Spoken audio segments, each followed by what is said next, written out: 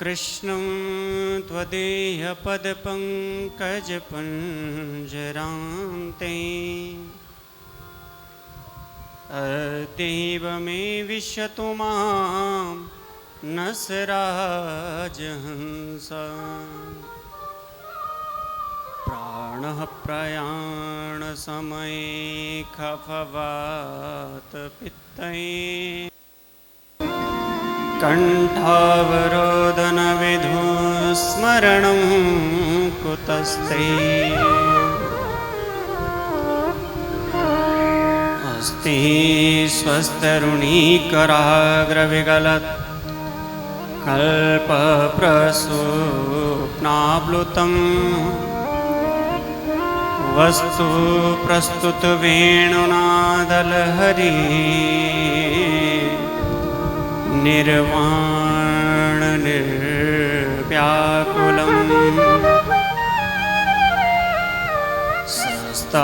स्रस्तनिबद्धनी विविलसद् गोपीसहस्रावृतम् हस्तन्यस्तनतापवर्गमखिलो दारां किशोराकृतिम्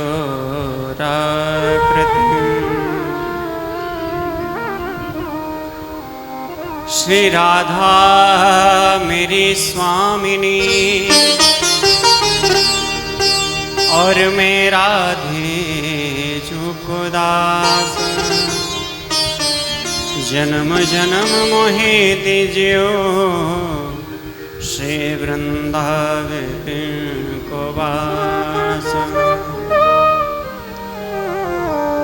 मेरो मन माणिक गिरवी धरियो श्री मनमोहन के पास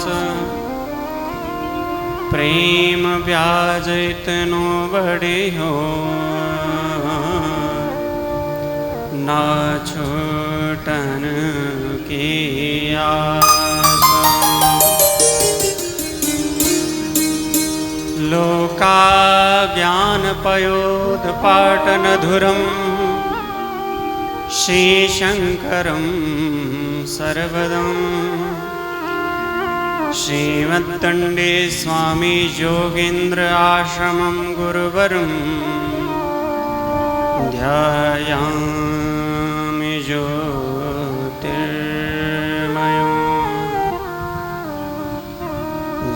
जय श्री राधारमण जय जय नवल किशोर जय गोपी चित्तचोर प्रभु जय जय माखन चोर बोल बरसाने वारी की जय। श्रीमद्भागवत महापुराण की जय। बांके बिहारी लाल की जय। वृंदावन धाम की जय। उमापति महादेव की जय। सियावर रामचंद्र भगवान की जय। उमापति महादेव की जय जय। पवन सुत हनुमान की जय। गंगा मैया की जय। यमुना मैया की जय। गौ माता के जय। सद्गुरुदेव भगवान की जय। जय जय श्री राधे जय जय श्री राधे जय जय श्री राधे श्याम।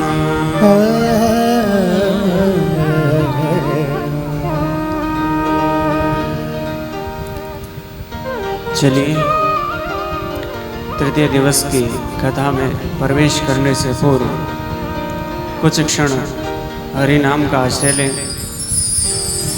सीताराम सीताराम सीताराम कहिए सीताराम कहिए जाए विधि राखे राम ताहे विधि रहिए।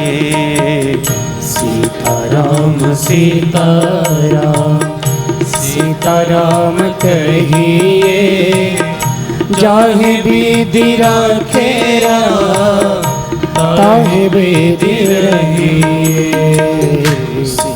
राम सीताराम हे हरि सीताराम कहिए राम सीताराम सीताराम कहिए जय विधि राखे राम ताहे विधि रहिए। जय विधि राखे राम ताहे विधि रहिए। सीताराम सीताराम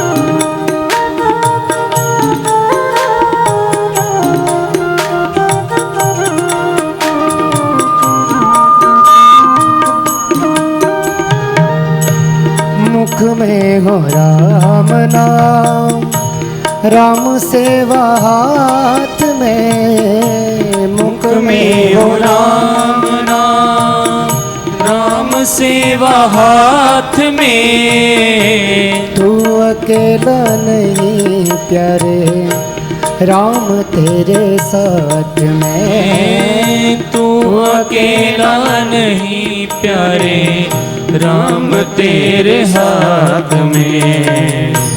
विधि का विधान जान हानि लाभ सही। जाहे विधि राखे राम ताहे विधि रहिए। सीताराम सीताराम सीताराम कहिए सीताराम कहिए जाहे विधि राखे राम ताहे विधि रहिए। जाहे विधि राखे राम ताहे विधि रहिए।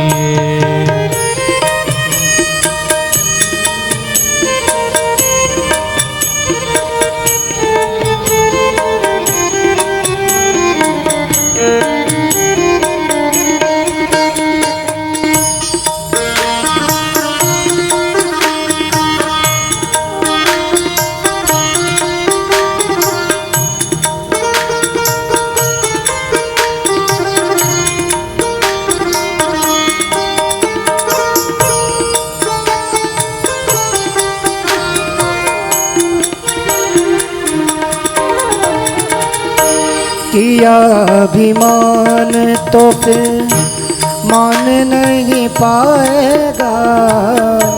किया अभिमान तो मान नहीं पाएगा। किया अभिमान तो फिर मान नहीं पाएगा। किया अभिमान तो फिर मान नहीं पाएगा। होगा प्यारे वही जो श्री राम की तो भाएगा। होगा वही प्यारे जो श्री राम जी को भाएगा। फल आशा त्याग शुभ काम करते रहिए। जाहे विधि राखे राम ताहे विधि रहिए। जाहे विधि राखे राम ताहे विधि रहिए।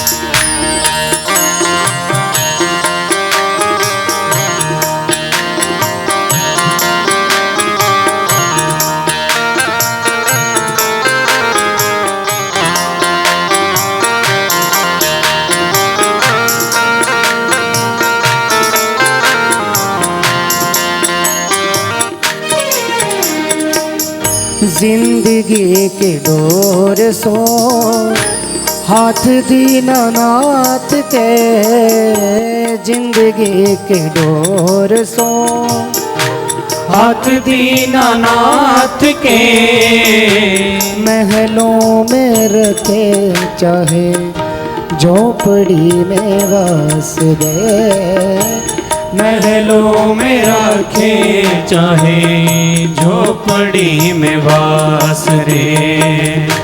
धन्यवाद निर्विवाद राम राम कहिए, राम राम कहिए, ओ जहि विधि रखे राम ताहि विधि रहिए, जाहे विधि राखे राम ताहे विधि रहिए। सीताराम सीताराम सीताराम कहिए, सीताराम कहिए, जाहे विधि राखे राम ताहे विधि रहिए, जाहे विधि राखे राम ताहे विधि रहिए, जाहे विधि राखे राम ताहे विधि रहिए, जाहे विधि राखे राम ताहे विधि रहिए।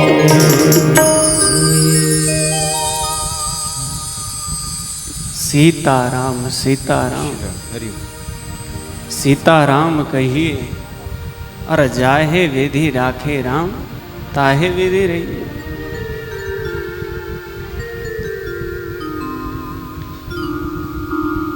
परम मंगलमय श्रीमद् भागवत सप्ताह ज्ञान यज्ञ में विराजमान समस्त विप्रबंधु एवं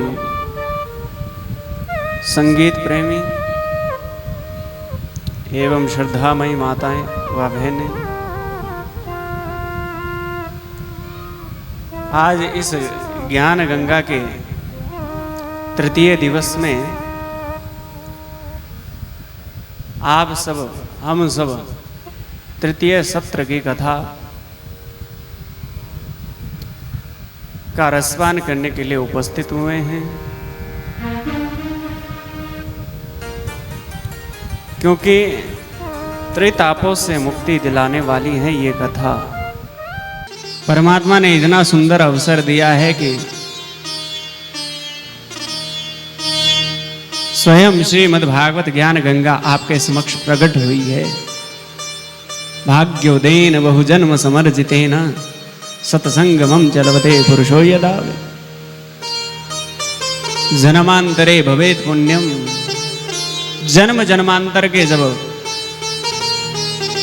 पुण्य का उदय होता है ना, तब सत्संग सुनने सुनाने का शुभ अवसर भगवान प्रदान करते हैं।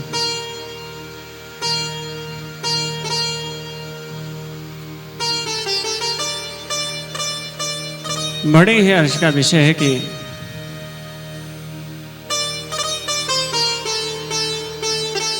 आप सबको ये कथा मिल रही है, क्योंकि कहते हैं कि संत समागम हरि कथा तुलसी दुर्लभ दोए। संत समागम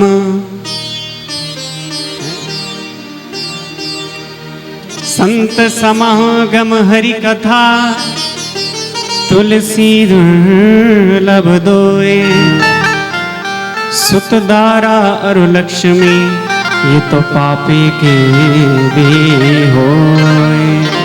इसमें कुछ नहीं, ये गिर गया ये लग जाएगा। आप ध्यान कथा में दिए हैं।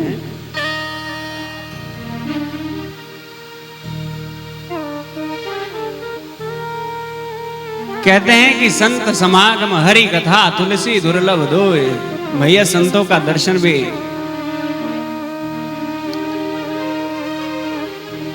आसानी से नहीं मिलता है, और कथा भी ना जाने कितने समय के बाद मिलती है। वैसे तो भाई कपड़ा रंगा के बढ़िया दाढ़ी बढ़ाकर तो आपको दिखा, लेकिन वो संत कैसे जाने। संत ऐसा नहीं है कि वो भगवा कपड़ा धारण की और जटा जूट बढ़ा करके वो संत हो सकता है। संत तो जींस पैंट में भी हो सकता है। किसको कहा संत? कितिक्षवा कारुणिकः सूर्यदा सर्वदेहिनां अजात शत्रवा शांता साधुगो साधुभूषण। कौन है साधु, कौन है संत? तो भैया संत किसे समझे? जो अपना अगर अहित हो रहा हो लेकिन दूसरों का उपकार हो रहा, दूसरों के जो परोपकार के लिए कार्य करे, जिसको दूसरों के कार्यों में प्रगति देखकर हर्ष हो, जो दूसरों का सुख देखकर हर्षित हो और दूसरों का दुख देख करके दुखी, वही तो संत है।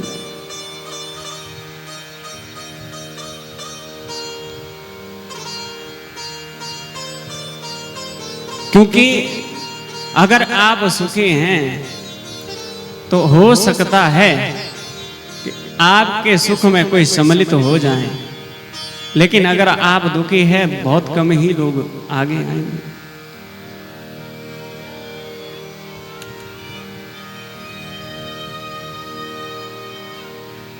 क्योंकि कहते हैं ना कि सुख के सब साथी दुख में ना, कि दुख में सुमिरन सब करे और सुख में करे न कोई। जो सुख में सुमिरन करे तो दुख काहे का होए। भाई अगर हम उस परमात्मा का नाम सुख में भी लें, अबे दुख में तो सभी लेते हैं। भाई बारात जा रही है, खूब डीजे बज रहे हैं, क्या उस समय आपको परमात्मा की याद आएगी? नहीं आएगी। और उसी समय पेट दर्द उठे बड़ी जोर से, तो नाच गाना दूर, आप उधर कहोगे हे राम, है स्वाभाविक है निकलना। तो जब दुख में निकल सकता है तो सुख में क्यों नहीं निकल सकता? और अगर सुख में निकला तो दुख आएगा ही नहीं। इसलिए ये जीवन जो मिला है ये परमात्मा के और परमार्थ के, परमात्मा को जानने के लिए और परमार्थ के कार्यों के लिए ये जीवन मिला है। कल की आपने कथा श्रवण की कि किस प्रकार से इस कथा को ब्रह्म सूत्र से ही प्रारंभ किया और भागवत को बताया कि भागवत वास्तव में है क्या, तत्वों को समझाया कि तत्व वस्तु क्या है। कि वदन्ति तत्तत्त्वविदा यञ्जज्ञान मद्वयम् ब्रह्मेति परमात्मेति भगवानिति सभ्यते। और जब उसको, उस परमात्मा को हम जान जाते हैं, उस तत्व को जान जाते हैं कि विद्यते हृदय ग्रंथि छिद्यन्ते सर्व संशयः क्षीयन्ते चास्य कर्माणि दृष्ट्वेव आत्मनीश्वरे। और जब उस तत्व को हम जान लेते हैं तो क्या होता है? विद्यते हृदय ग्रंथि, जो मन में मोह माया की ग्रंथियां लगी होती है, छल कपट ईर्ष्या द्वेष की जो ग्रंथि होती है, जब परमात्मा मन में आ जाता है तब ये सब टूट जाती है। क्षीयन्ते चास्य कर्माणि दृष्ट एव आत्मनीश्वरे। और ये सब होता है तो ईश्वर फिर हृदय में ही स्थापित हो जाते हैं, बस जाते हैं। जिस प्रकार गोपियों ने मनमोहन को अपने प्रेम डोर में बांध लिया, मीरा ने अपने प्रेम डोर में बांध लिया, उसी प्रकार हम सब भी इस ज्ञान गंगा में स्नान करने के लिए बैठे हैं। तो परमात्मा से प्रार्थना करें कि हमारे हृदय में भी परमात्मा प्रकट हो, क्योंकि हम उसी के हैं। हम तुम्हारे थे प्रभु जी, हम तुम्हारे हैं, हम तुम्हारे ही रहेंगे ओ मेरे प्रियतम। हैं उसी के हैं और उसी के रहेंगे। तो बड़े ही सुंदर 6 प्रश्न पूछे। किम शेयर शास्त्र सारक स्वअवतार प्रयोजन। नारद जी का आपने पूर्व चरित्र सुना। नारद जी कहते हैं किस प्रकार एक दासी पुत्र होकर के राम राम रटते हुए वो ब्रह्मा के पुत्र बने और जगत में ख्याति पाई। भगवान का कीर्तन गाया, भगवान का गुणगान करने लगा, तो फिर भगवान ने स्वयं ही प्रकट होकर के वीणा प्रदान की और दिव्य दिव्य स्वरों से भगवान को रिझाया और आज नारद जगत पूज्य हो गए। बोले नारायण भगवान की जय।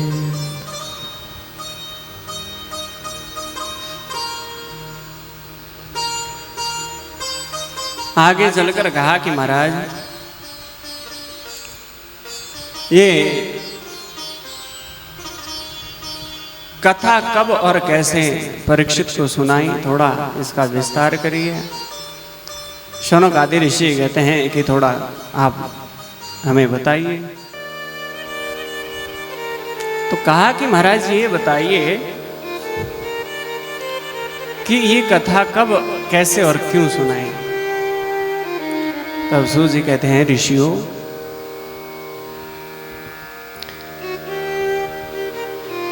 ये उस समय की बात है, महाभारत युद्ध अंतिम पड़ाव पर था और अंतिम जो युद्ध हुआ वो हुआ भीमसेन और दुर्योधन के बीच। और भीम ने अपनी गदा से दुर्योधन की जंघा को विदीर्ण कर दिया। तो उसी समय अश्वत्थामा कहते हैं कि राजन मित्र, मुझसे तुम्हारा दुख देखा नहीं जाता। मैं तो पहले भी कह रहा था कि मुझे अगर सेनापति बनाया होता तो परिणाम कुछ और होता। तो दुर्योधन ने सोचा कि पितामह गुरु द्रोणाचार्य, गुरु कृपाचार्य आदि कर्ण विकर्ण आदि महायोद्धा तो कुछ कर नहीं पाए, लेकिन अश्वत्थामा कहता है कि मैं अभी भी सब कुछ कर सकता हूं। बताओ तुम्हारा दुख क्या है। तो दुर्योधन कहता है कि हम 100 थे और एक भी नहीं बचा, और पांडव 5 थे और एक भी नहीं मरा। क्योंकि जाको राखे साइया, मार सके ना कोई, बाल ना बांका कर सके, यद्यपि जग भेरी होई। भगवान की कृपा थी तो बाल भी बांका नहीं हुआ। तो कहते हैं कि बस दुख इस बात का है कि वो 5 में से एक भी मर जाता तो कुछ मरते मरते मन को चैन आता।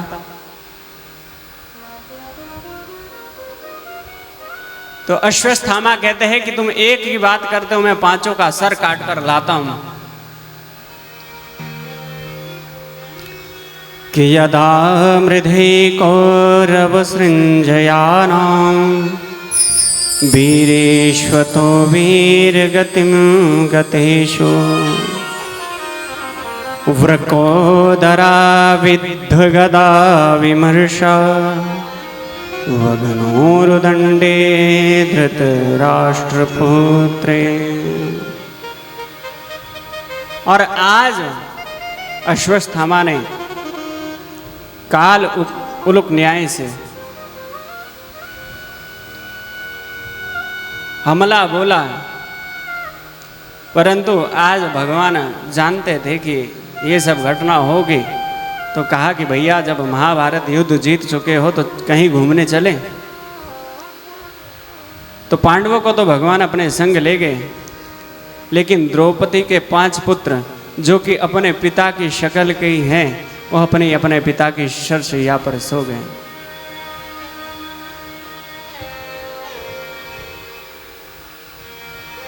और अश्वत्थामा रात्रि में गया और सोते ही 5 को मार डाला, 5 के सर धड़ से अलग कर दिए।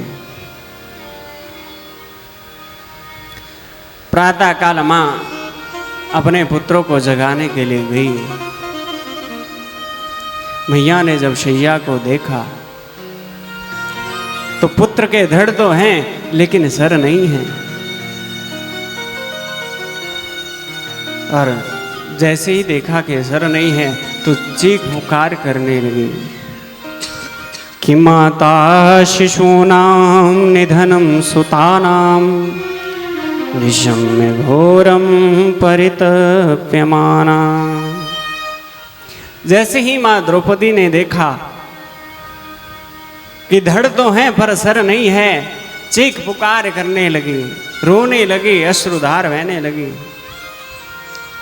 उसी समय पांडव में एकत्रित हुए और पूछा, देवी क्या हुआ?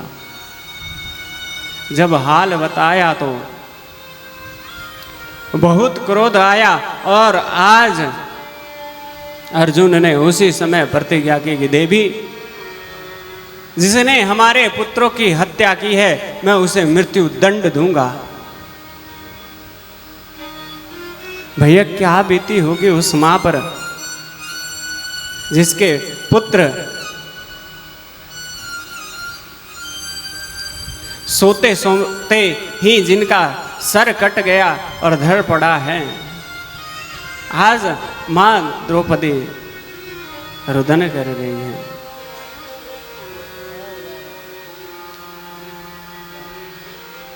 और अर्जुन उसी समय भगवान कृष्ण के साथ रथ पर आरूढ़ हुए और उस दुष्ट का पता करने लगे। और इधर अश्वत्थामा दौड़ा दौड़ा दुर्योधन के पास जाता और कहा कि मित्र, तुमने 1 कहा था, मैंने देखो मैं 5 ले आया, 1 कट्टे में धड़ भर कर लाया था। और दुर्योधन भीमसेन से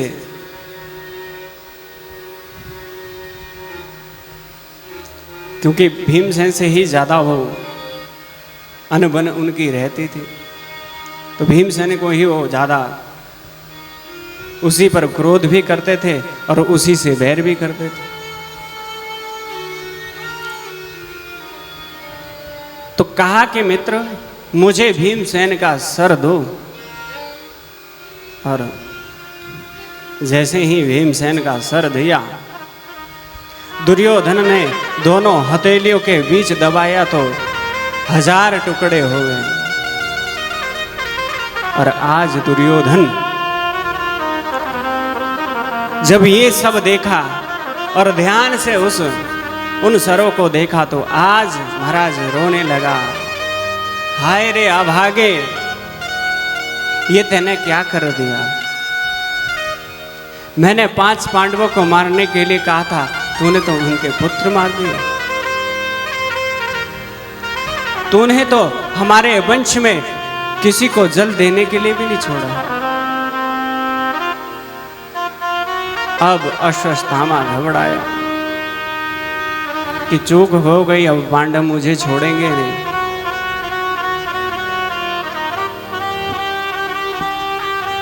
और आज उस दुष्ट की खोज में अर्जुन निकले। और जैसे ही अर्जुन ने देखा उसी समय पकड़ा और भगवान कृष्ण कहते हैं कि अर्जुन मार डाल।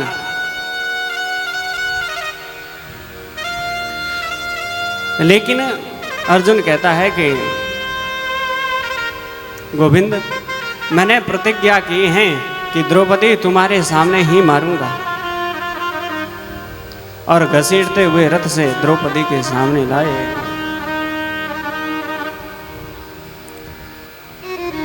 जैसे ही सामने लाए तो द्रौपदी कहते हैं कि अर्जुन, इन्हें छोड़ दो, ये तुम्हारा गुरु भाई है, ये गुरु पुत्र हैं, इसे छोड़ दो।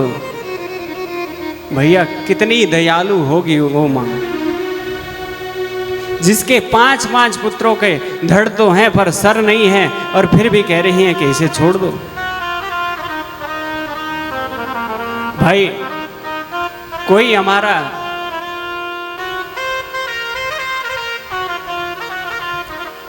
इतना कुछ कर जाए,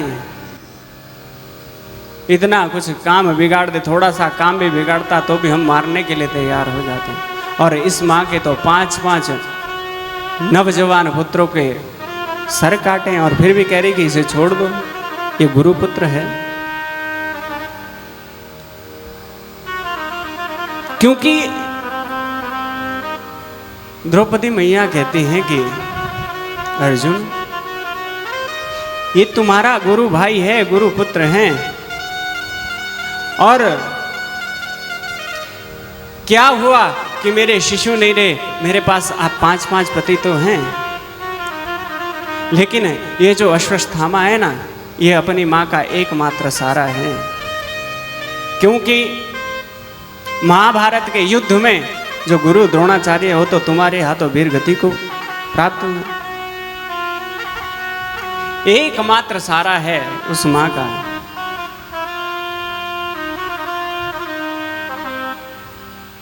कुंती कहती है इसलिए छोड़ दो, इसे छोड़ दो।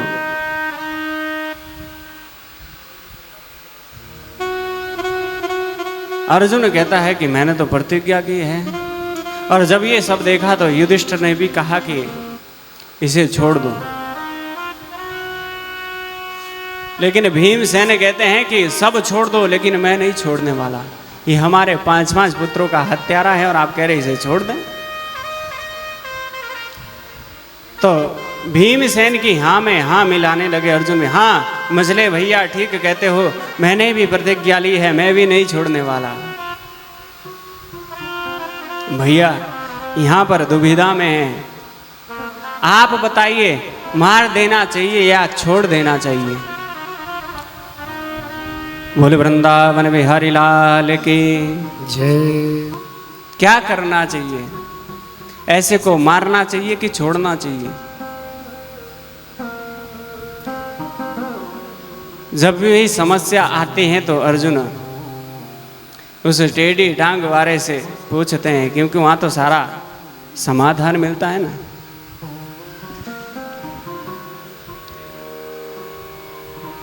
तब अर्जुन कहता है कि कृष्ण कृष्ण महाभाग भक्तानाम भयंकर।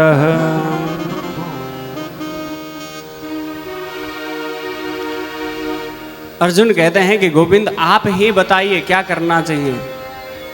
भगवान कहते हैं मैंने तो उसी समय कहा था मार डालो, अब तुम जानो, तुम्हारा काम जानो। उस समय मार दिया होता तो ये नौबत ही नहीं आती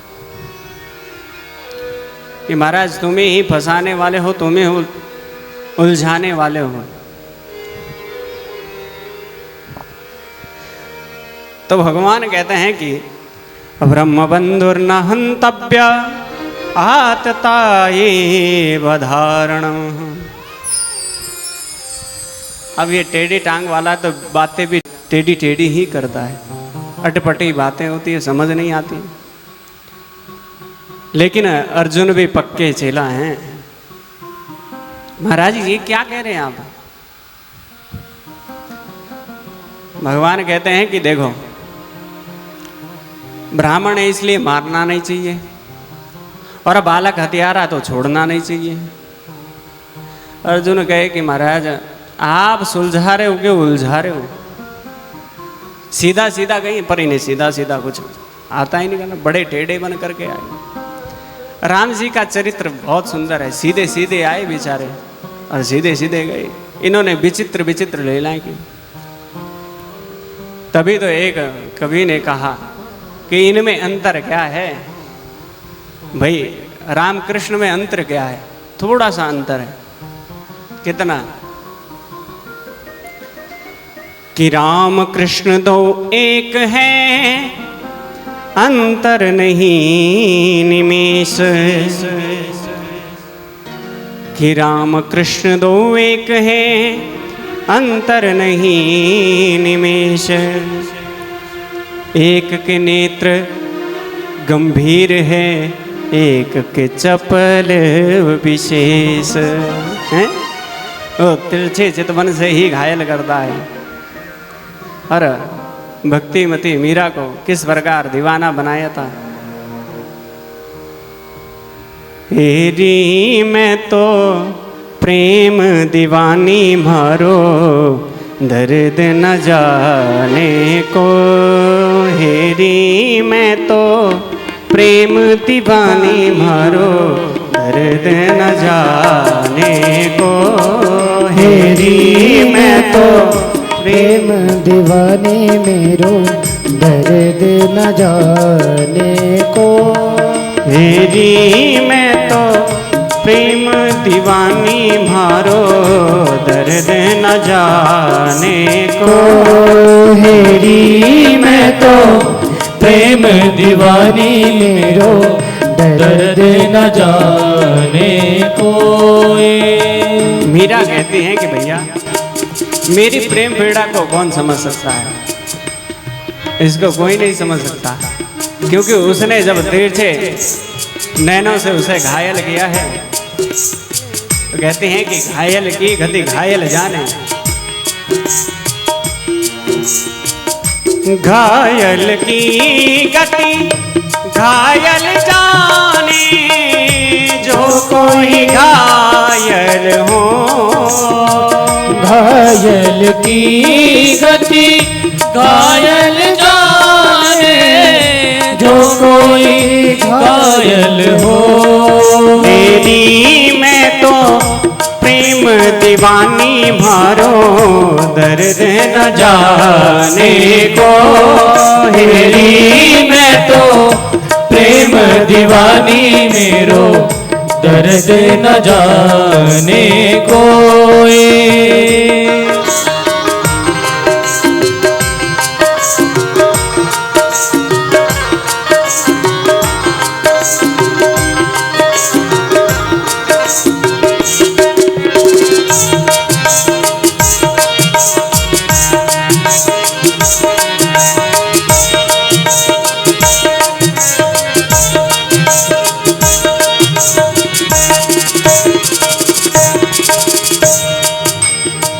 सूलियों पर सहज हमारी, किस विधि मिलना हो। सूलियों पर सेज हमारी, किस विध सोना हो। गगन मंडल पर सहज प्रिया की, किस विधि मिलना हो। लिए मैंने दोनों में दीपक दिए सजो। हेरी मैं तो प्रेम दीवानी मारो, दर्द न जाने को। मेरी मैं तो दोनों में दीपक लिए संजो। हेरी मैं तो प्रेम दीवानी मारो, दर्द न जाने को। हेरी मैं तो प्रेम दीवानी मारो, दर्द न जाने को।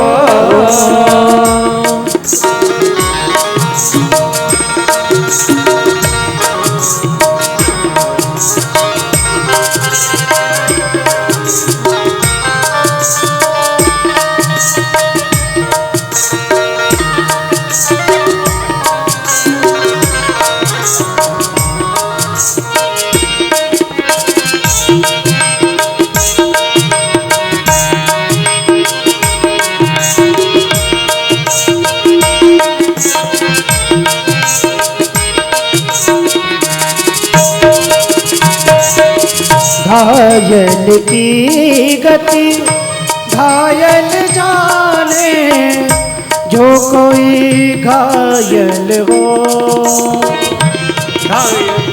घायल की गति घायल जाने, जो कोई घायल हो।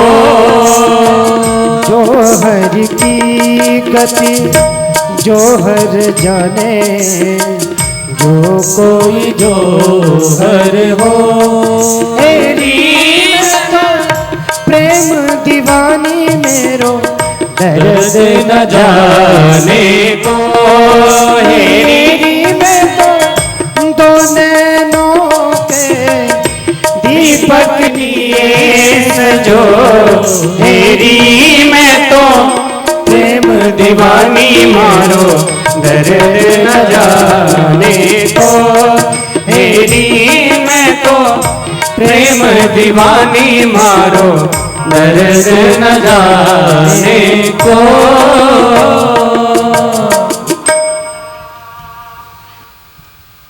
मीरा कहती है कि भैया समझ सकता है, क्योंकि प्रेम का दर्द तो वही समझ सकता है जिसे प्रेम हुआ हो। और इसकी चितवन जिस पर महाराज टेढ़ी चितवन जिसके ऊपर चढ़ गई ना, क्योंकि एक कवि ने खूब लिखा,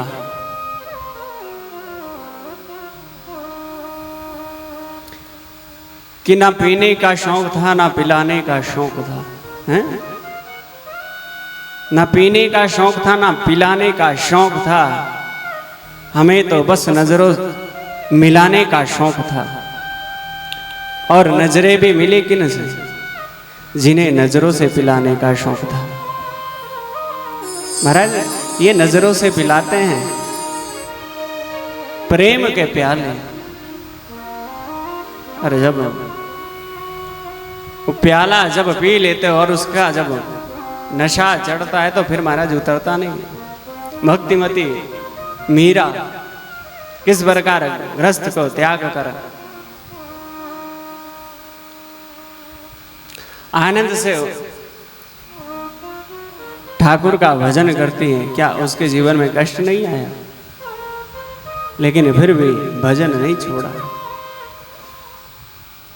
तो कहते हैं महाराज किसी प्रकार की भी उलझन हो सुलझाते तो आप ही हो, लेकिन ये सीधा सीधा नहीं बोलते हैं। तो भगवान ही कहते हैं देखो, कोई भी ब्राह्मण कितना ही बड़ा अपराध करे,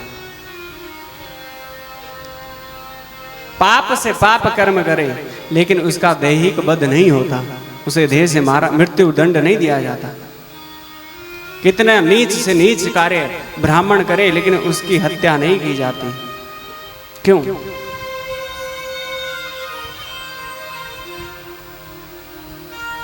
और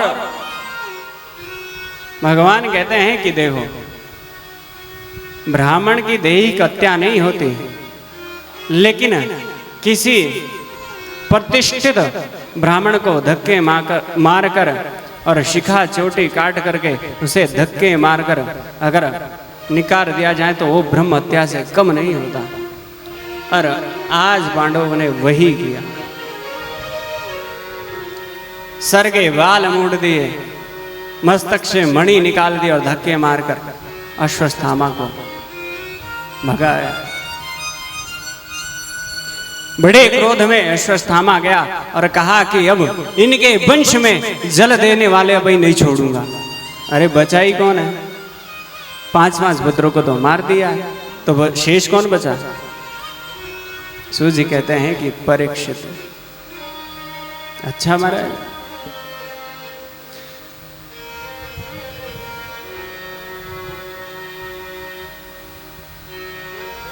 कहते हैं कि अभिमन्यु जब वीर गति को प्राप्त हुए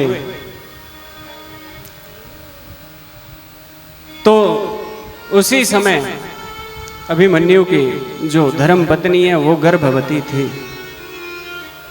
और अभिमन्यु तो वीर गति को प्राप्त हुए तो गर्भ में पल रहा है वह छोटा सा शिशु। उत्तरा के गर्भ में वो पल रहा है। और आज महाराज वाक वाणी से, वाक शक्ति से आज अश्वत्थामा ने ब्रह्मास्त्र को छोड़ा और कहा कि पांडवों का विनाश कर। ब्रह्मास्त्र छोड़ा तो महाराज इधर से भगवान कहते हैं कि अर्जुन तेरे पास भी तो ब्रह्मास्त्र है, तू प्रयोग कर। जब दोनों ब्रह्मास्त्र आपस में टकराए तो सब देवतागण घबराने लगे, लगता है मानो प्रलय ही आ जाएगी। तब महाराज एक ऋषि ने उन दोनों अस्त्रों को रोका और कहा कि अपना अस्त्र वापस लो। तो अर्जुन को तो चलाना भी आता था और लौटाना भी आता था, लेकिन अश्वत्थामा चलाना जानता था, लौटाना नहीं। तो उसने कहा कि महाराज मुझे चलाना आता लेकिन लौटाना नहीं, लेकिन हाँ दिशा मोड़ सकता हूं। और उसने दिशा मोड़ दी उत्तरा की तरफ। अब वो ब्रह्मास्त्र का तेज उस उत्तरा के गर्भ को नष्ट करने के लिए आगे बढ़ा। तो उत्तरा ने ना तो अर्जुन को पुकारा, ना भीमसेन को, किसी को नहीं पुकारा, क्योंकि जानती है कि हमारी सासू अम्मा ने भी पुकारा लेकिन कोई सामने नहीं आया। और जब परमात्मा को पुकारा तो तुरंत, तो मैं एक क्षण गंवाए ही बगैर ही क्यों ना परमात्मा को पुकारूं। और तब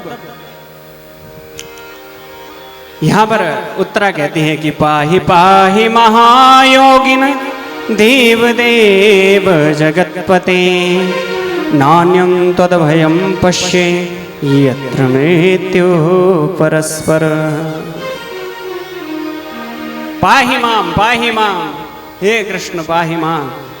उसने ये नहीं कहा कि मेरी रक्षा करो, उसने कहा कि जो गर्भ में शिशु है इसकी रक्षा करो, क्योंकि वंश समाप्त हो रहा है।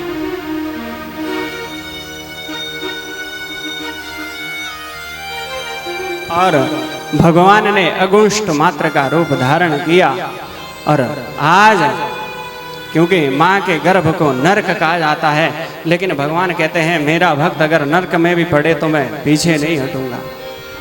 और आज भगवान नन्हा सा रूप धारण करके शंख चक्र गदा पद्म के साथ आज माँ उत्तरा के गर्भ में प्रविष्ट भये और परीक्षित की रक्षा के लिए अपना चक्र लगा दिया।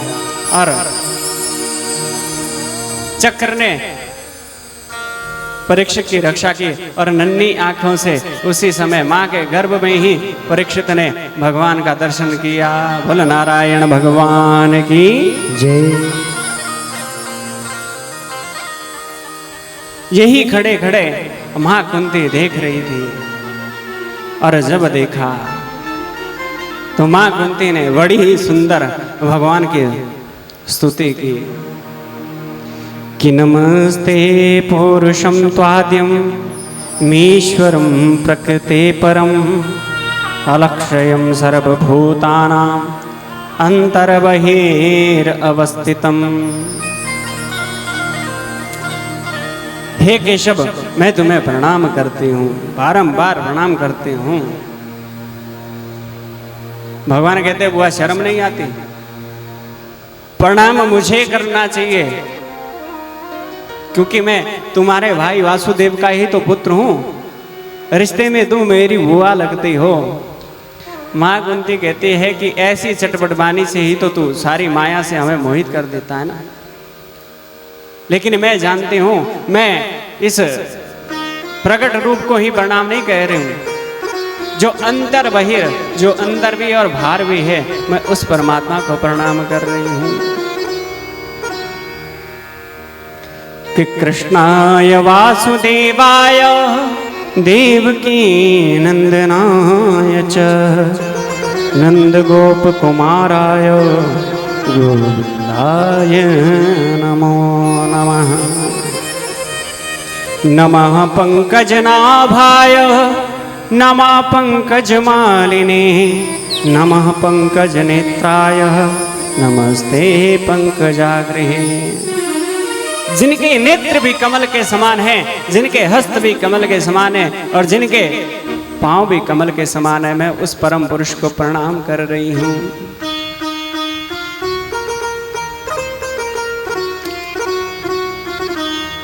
और अब जब रक्षा कर दी, तब भगवान कहते हैं कि राज्य मिल गया, परीक्षित की रक्षा हुई, तो भैया अब बड़े समय से आए थे, तो अब हम भी द्वारिका जाएं, अपनी द्वारिकापुरी भी तो संभालनी है।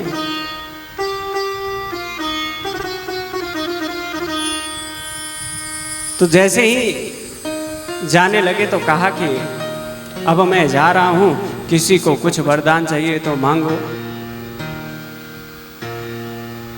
अब अगर भगवान आपको कह दे कि तो आप क्या मांगोगे? क्या मांगोगे? सुख संपत्ति घर आवे, कष्ट मिटे तन का, यही बोलते ना। सुख संपत्ति घर आवे, है? कष्ट मिटे तन का, ओम जय जगदीश हरे, यही मांगते ना। कुंती माँ ये नहीं मांगती। तो कहा कि हाँ, आज मुझे एक वरदान दे दे। भगवान कहते हैं कि कम से कम बुआ ने आज मांगा तो बता बुआ क्या चाहिए तुम्हें। तो माँ कुंती, जैसा माँ कुंती मांग रही ऐसा किसी ने नहीं मांगा। आप होते तो बोलते एक गाड़ी दे दो, एक बंगला दे दो, बेटे को सुंदर बहू दे दो, हैं? यही मांगते। लेकिन कुंती मैया क्या मांग रही है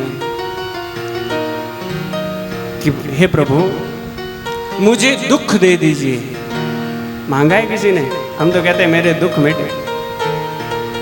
लेकिन आज कुंती मैया कहती है कि हे प्रभु मुझे दुख दे दीजिए। भगवान कहते हैं बुआ ये क्या मांग रही हो आप? तुम्हें दुख क्या थोड़े मिले? पहले क्या कम मिले हैं जो और मांग रही है? आज तक सुख तो तुम्हें मिला नहीं, क्योंकि जिस पति से आपका विवाह हुआ वो भी पीलिया का मरीज था। और अगर काम भावना से, काम वासना से अपनी पत्नी के तरफ बढ़ता तो उसे श्राप था कि उसी समय मर जाएगा।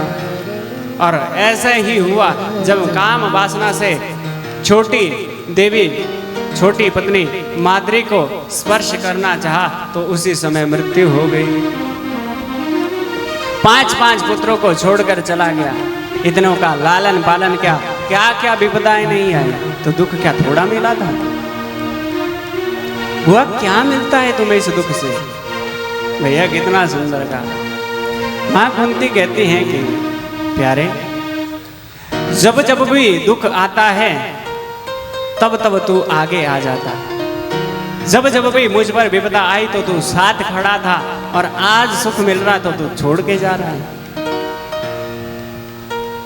भगवान कहते हैं हमारा कार्यक्रम कैंसिल।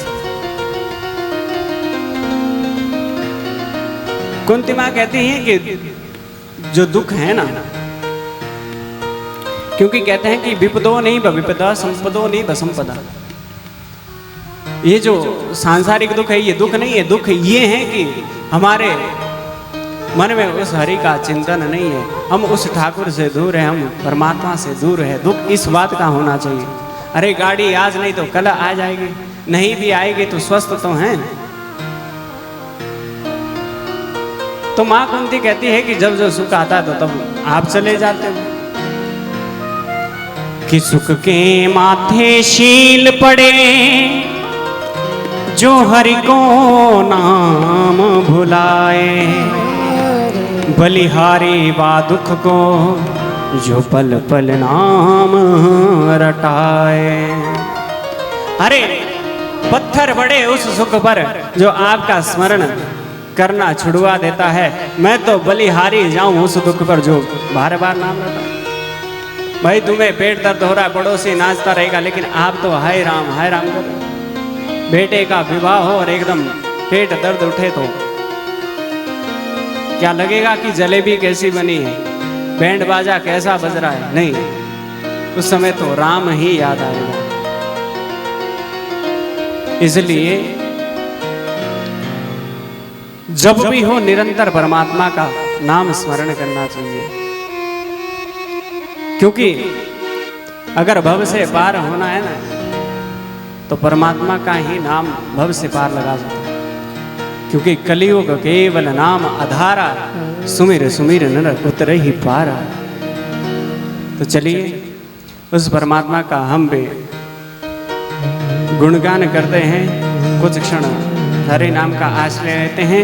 फिर जिस प्रकार कुंती माँ के जब जब भी दुख आया तो परमात्मा खड़े रहे, तो हम पर भी दुखों का पहाड़ गिरे रहते हैं, क्योंकि हरि का स्मरण नहीं कर सकते तो हमारा भी नाम छूट जाता है। इसलिए आज हमारी जिह्वा पर भी परमात्मा का नाम आए, ऐसी आप प्रार्थना करें। चलिए, और हम पर कृपा करने के लिए विद्वत जन भी आए, ये हमारा सौभाग्य।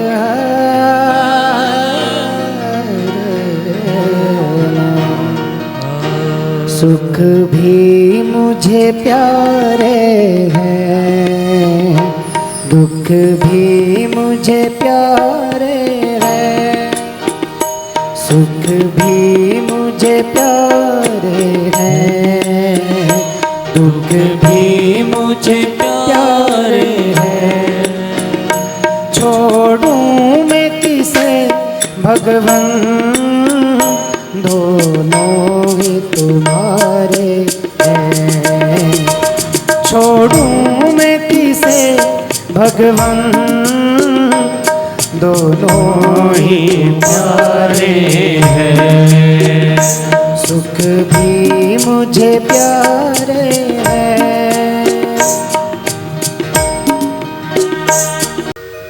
बोल गोविंद भगवान की जय, सच्चिदानंद भगवान की जय। तो कुंती मैया कहते हैं कि प्यारे गोविंद, मैं अपने भतीजे को प्रणाम नहीं कह रही हूं, जो प्रकृति से परे हैं मैं उस परमात्मा को प्रणाम कर रही हूं। ईश्वर प्रकृति पर है।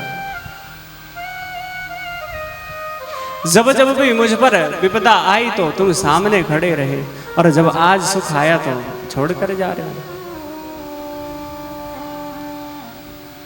सुख के माथे शील पड़े यो हरि को नाम, बिसरावे बलिहारी वा दुख को जो पल पल नाम रटा। भगवान कहते हैं धन्य हैं हुआ आप धन्य हो। अगर आपका ये भाव है तो हम द्वारिका जाना रद्द करते और आपके संग ही रहे। सब व्यवस्थित कर दिया और इधर प्रतीक्षा कर रहे हैं कौन? पितामह भीष्म, जो कि उस महाभारत युद्ध में अर्जुन के बाणों के द्वारा उस शरशैया पर लेटे हैं और प्रतीक्षा कर रहे हैं किसकी? भगवान की। क्योंकि इन्हें इच्छा मृत्यु का वरदान मिला है। भगवान ने सब व्यवस्थित करके पुनः जाने का जब निर्णय लिया और इधर लगा कि मेरा भक्त मेरी प्रतीक्षा कर रहा है, क्योंकि अर्जुन के द्वारा पितामह भीष्म को जो उस महाभारत युद्ध में शरशैया पर लेटे हैं, आज पांडवों सहित, क्योंकि आज भगवान ने युधिष्ठिर को देखा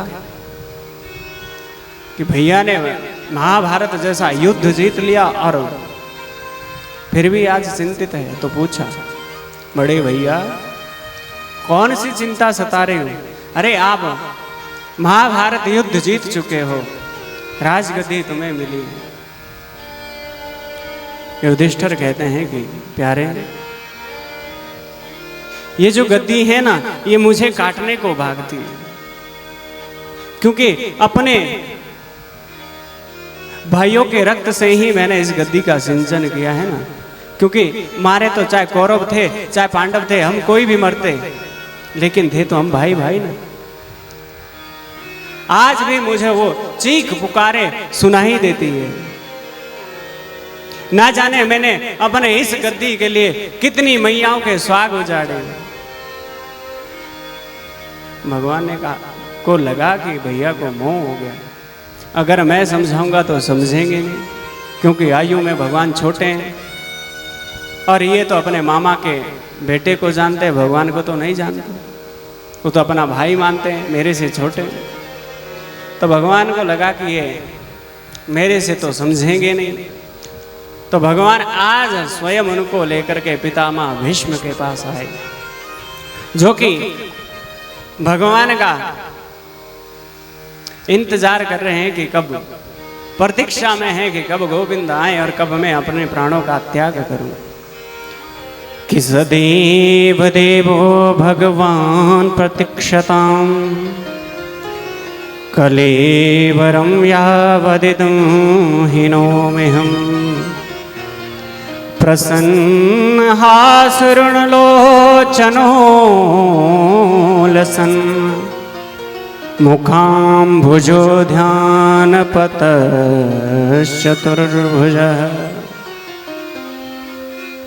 सदैव देव भगवान प्रतीक्षताम् कलेवरो या वदिदम हिनोम्य। जो सदैव परमात्मा के भगवान देवकी नंदन वासुदेव नंदन की प्रतीक्षा करते हैं कि कब सामने आए और कब मेरे प्राण निकले। इच्छा मृत्यु का वरदान। अब भगवान सभी ने प्रणाम किया पितामह भीष्म को। अर्जुन ने प्रणाम किया तो कहा, अर्जुन तुम्हारा सारथी नहीं आया, क्योंकि शरसैया पर हैं तो मुंह के सामने, मुंह के जो आगे खड़े होंगे वो तो दिखते नहीं, चरणों के सामने जो आते वो दिख जाते हैं। तो सबने तो प्रणाम किया, लेकिन भगवान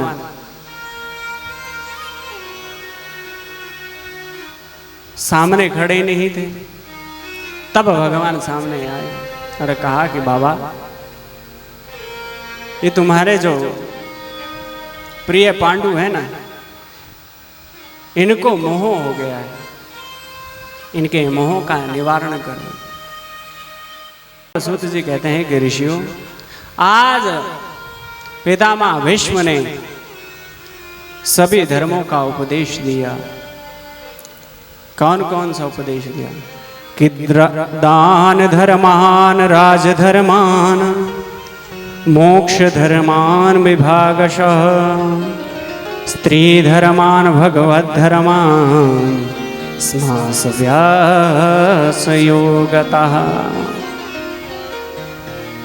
दान धर्मान, दान करना चाहिए, दान भी धर्म है।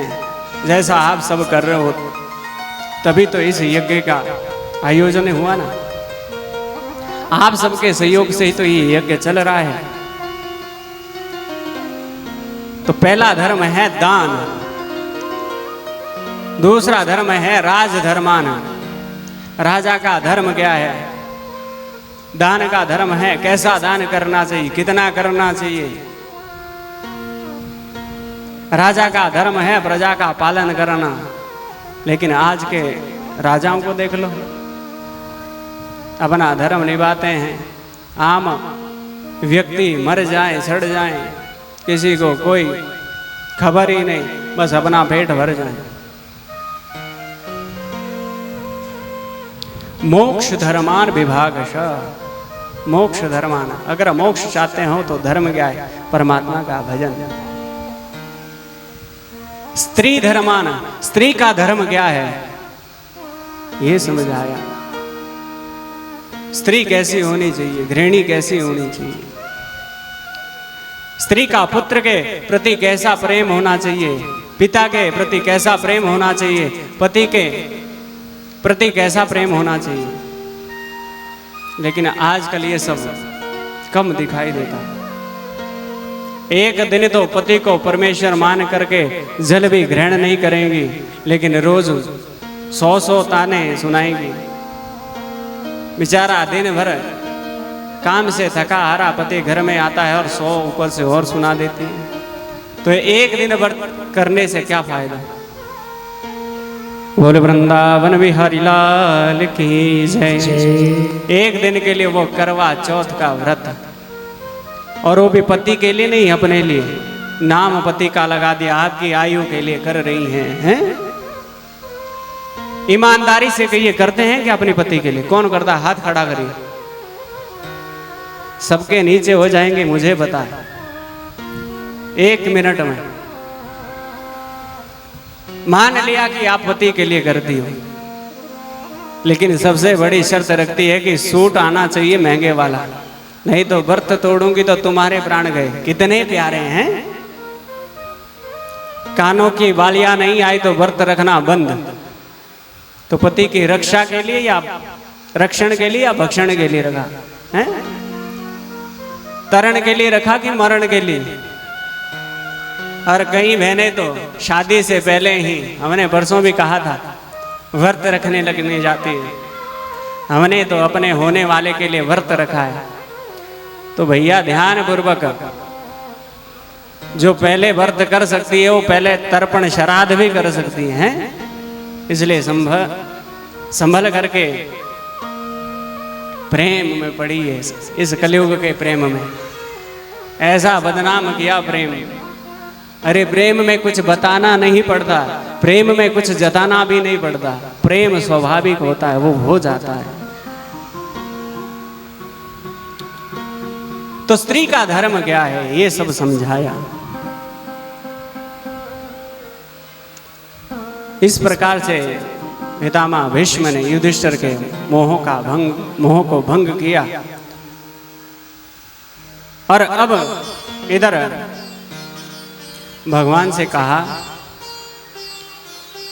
भगवान कहते हैं कि बाबा क्या इच्छा है, कुछ वरदान मांगो।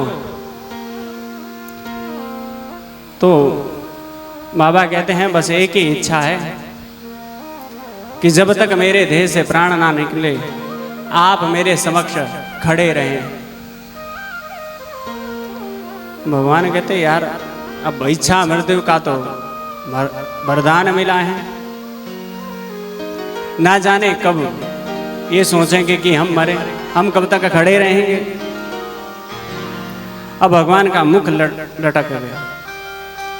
मुख जब लटका तो पितामह भीष्म कहते हैं कि ऐसे नहीं, प्रसन्न हास रुणलोचनम, प्रसन्नता पूर्वक रहिए, मैं ज्यादा समय नहीं लूंगा। और पितामह भीष्म कहते हैं कि हे प्यारे, मैं इस देह का त्याग तो करना चाहता हूं, पर हर पिता चाहता है कि मैं अपनी बेटी के हाथ पीले करवा दूं। भगवान कहने लगे कि बाबा विवाह तो तुम्हारा ही नहीं हुआ, तो बेटी कहां से आ गई? है पितामह भीष्म की बेटी? किस किस को पता है कि पितामह भीष्म की बेटी है?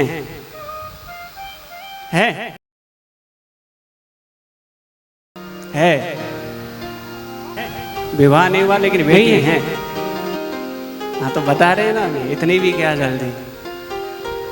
तो पितामह भीष्म कहते हैं कि बस एक ही कामना है कि अपनी बेटी के हाथ पीले करवा दूं। भगवान कहते हैं कि विवाह तुम्हारा नहीं हुआ और बेटी कहां से आ गई? बोले महाराज जिनकी बेटी नहीं होते वो गोद ले लेते हैं, तो हमने भी एक बेटी गोद ली है।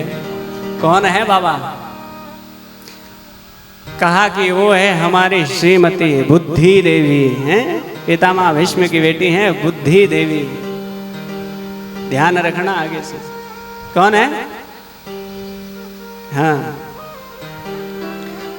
पितामह भीष्म कहते हैं कि हमने इस बुद्धि को अपनी बेटी माना है, और मैंने संसार में खूब ढूंढा कि इसका कोई पति मिले, पर संसारी लोग में तो आशाएं तृष्णाएं बड़ी है, और मेरी जो बुद्धि है एकदम पवित्र है, मेरी जो कन्या है वो एकदम निर्मूल है। तो मैं चाहता हूं कि ऐसे के साथ इसका पाणी ग्रहण संस्कार हो। तो हे प्रभु, मैं चाहता हूं कि मेरी कन्या का विवाह आपसे हो, क्योंकि मेरे श्वासों की भी इति और आवागमन की भी इति, और आज भगवान के समक्ष पितामह भीष्म ने पुष्प तागरा छंद में आज भीष्म स्तुति गाई है, क्योंकि प्रार्थना कर रहे हैं और प्रार्थना में जब सुबह पूजन करवाते हैं तो पुष्प देते हैं और प्रार्थना करते हैं। तो पितामह भीष्म के तो शरीर में बाण लगे हैं, तो कैसे उठें और कहाँ फूल लेने जावें। तो पुष्प तागरा छंद चुना और उसमें भगवान की स्तुति की 2-4 श्लोक गुनगुनाएंगे और फिर आगे की कथा करेंगे। पितामह भीष्म कहते हैं, विष्णुवाचः इत्तिमत्तिरूपकल्पिता वितृष्णा भगवती सा त्वत्पुङ्गवे विभुन्नि। इत्तिमत्तिरूपकल्पिता वितृष्णा भगवती शाश्वतपुङ्गवे विभुन्नि। स्वसुखमुपगते क्वचित् विहर्तु प्रकृतिमुपेयश्यद्भव प्रभावः। स्वसुखमुपगते क्वचित् विहर्तु प्रकृतिमुपेयश्यद्भव प्रभावः। त्रिभुवनकमलं तमालवर्णं रविकरगौरवरं परं दधाने। त्रिभुवनकमलं तमालवर्णं रविकरगौरवराम्बरं दधाने। बपुरलिककुलावृताम्नाब्जं विजयसकीरति रस्तुमेन भक्त्या। बोल गोविंद भगवान की जय, वंशी वारे की जय। तो पितामह भीष्म कहते हैं कि प्यारे, इति मत्ति, भैया इति का प्रयोग या तो, क्योंकि जब भी इति का प्रयोग होता है तो अंतिम में होता है, क्योंकि प्रथम में अथ का प्रयोग होता है, ओम का प्रयोग होता है। लेकिन भीष्म पितामह पहले ही इति कह रहे हैं। पितामह कहते हैं कि ये जो मेरी स्तुति है ये अब मैं अंतिम बार कर रहा हूं, और ये जो देह मिली है ये भी मेरी अंतिम है। इसके बाद मैं अब इस मृत्यु लोक पर नहीं आऊंगा। तो मेरी जो बुद्धि है, मेरी जो पुत्री है, ये बुद्धि देवी, ये वितृष्णा है, क्योंकि सब में तृष्णाएं भरी हैं।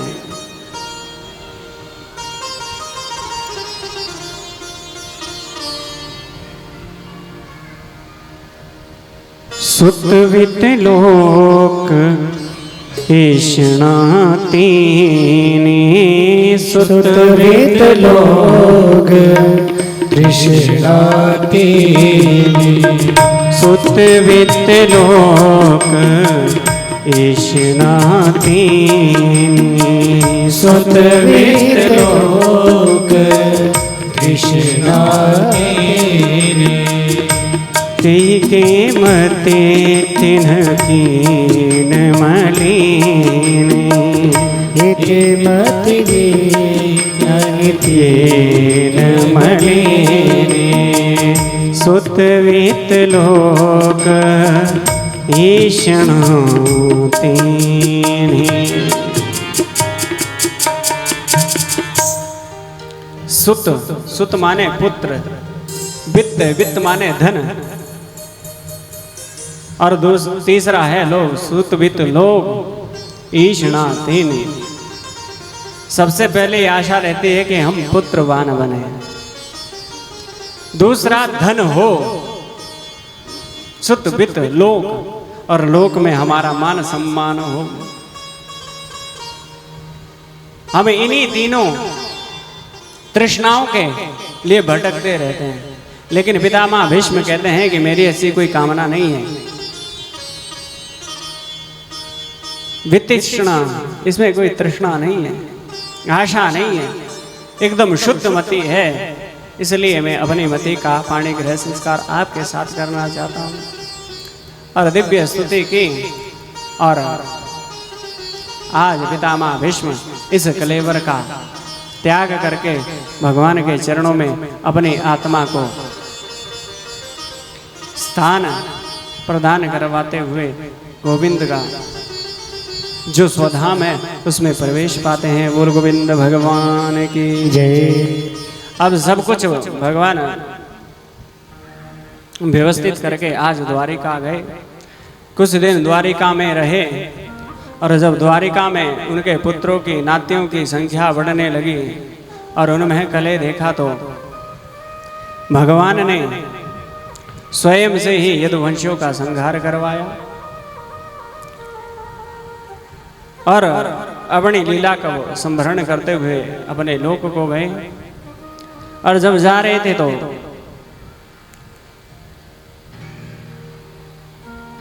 उद्धव को दिव्य ज्ञान दिया। जैसे ही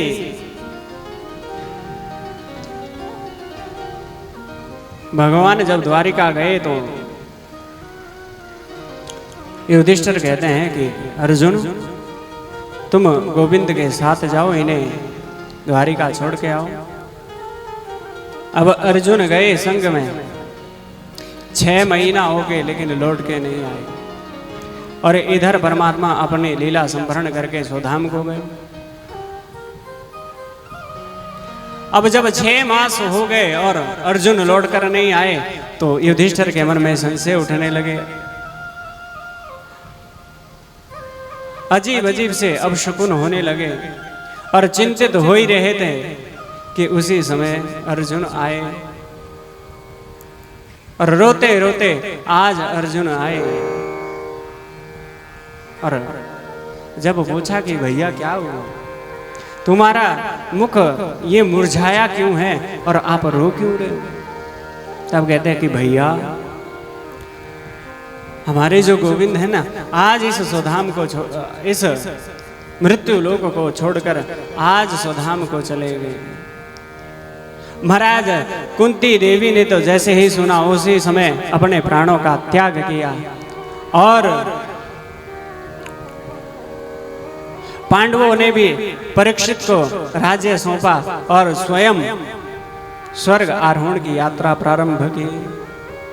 इधर परीक्षित को राजा बनाया और परीक्षित अपने राज्य का निर्वाह करते हैं, अपनी प्रजा को पुत्रवत प्रजा का पालन करते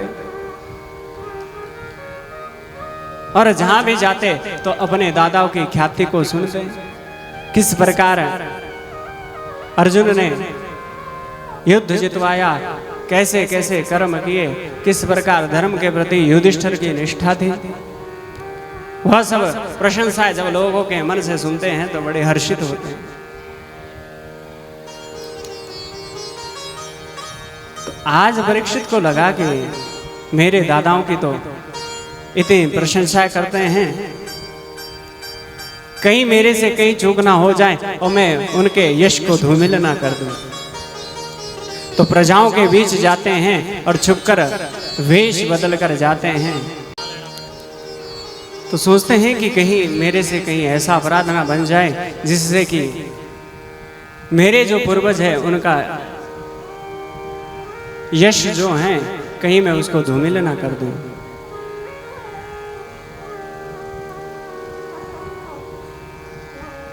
और जब जाते हैं तो कई तरह की चर्चाएं चलती है और जब सुनते हैं तो कहते हैं कि भैया बालक हैं, कैसे राज्य का निर्वाह करेगा।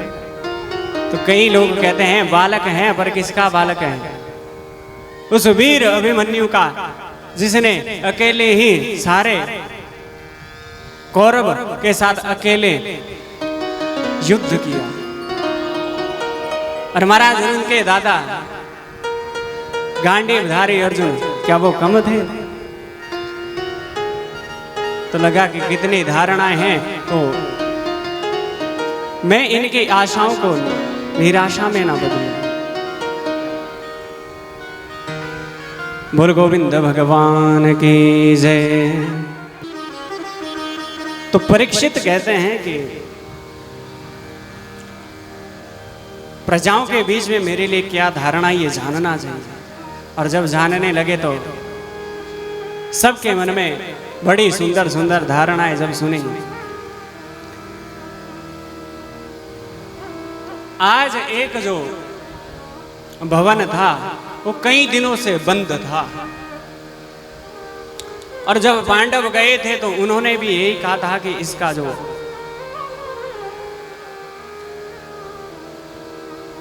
ये जो भवन है इसको खोलना नहीं। तो लगा कि ऐसा क्या है इसमें जो कि कह रहे कि खोलना नहीं, ऐसा क्या रखा है। तो राजा हूं, कुछ जानना तो चाहिए। तो एक दिन उन्होंने वो भवन खुलवाया और भवन में देखा तो एक स्वर्ण का मुकुट, जो कि जरासंध को मार करके भीमसेन लाए थे और उस कमरे में बंद करवाया था, क्योंकि उसमें कलयुग का वास था, क्योंकि उसमें पाप था। कितने राजाओं की हत्या जरासंध ने की। आज देखा तो बड़ा चमचमाता हुआ वो मुकुट, लगा कि इसे धारण करके देखूं मुझ पर कैसा लगेगा। और जब देखा अरे बड़ा सुशोभित हो रहा है, और उसे धारण करके आज लगा कि आज शिकार पर चले। बड़े दिनों से शिकार नहीं किया तो आज शिकार पर चलते हैं। और शिकार के लिए गए और सर पर वो मुकुट रखा था जिसमें कलयुग था। तो आज मार्ग भटक गए। मार्ग भटके तो जंगल में भटकते भटकते प्यास लगी, कहीं पर जल नहीं मिला। तो श्रृंगी ऋषि का आश्रम आया। वहां गए तो ऋषि तो तप में बैठे हैं, और राजा पुकार रहा है कि कोई है तो जल पिलाए। अब वो तो लगा समाधि बैठे। राजा को लगा कि राजा की सेवा ना करना पड़े तो ध्यान का नाटक कर रहा है। और रास्ते में मरा हुआ सांप पड़ा था, अपने कमान से तीर निकाला और उससे उठाकर ऋषि के गले में डाल दिया। ऋषि तो समाधि में थे, क्योंकि समाधि सच्ची थी तो समाधि टूटी नहीं। एक ऋषि पुत्र ने देखा तो कौशिकी नदी में ऋषि श्रृंगी के पुत्र स्नान कर रहे थे। भागे भागे गए, और जब पुत्र को बताया तो पुत्र को बड़ा क्रोध आया। और क्रोध आया तो उसी क्रोध से आज वाक वज्र छोड़ दिया। और वाक वज्र ने महाराज श्राप दे दिया।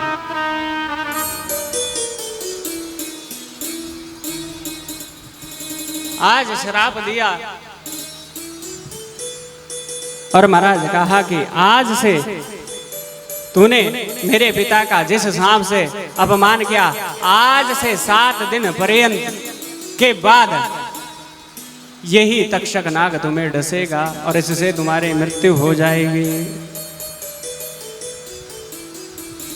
कि इति लंघित मर्यादम तक्षक सप्तमी हनि। आज से 7 दिन के बाद जिस तक्षक नाग से तुमने मेरे पिता का अपमान किया है, वही तक्षक नाग तुम्हारा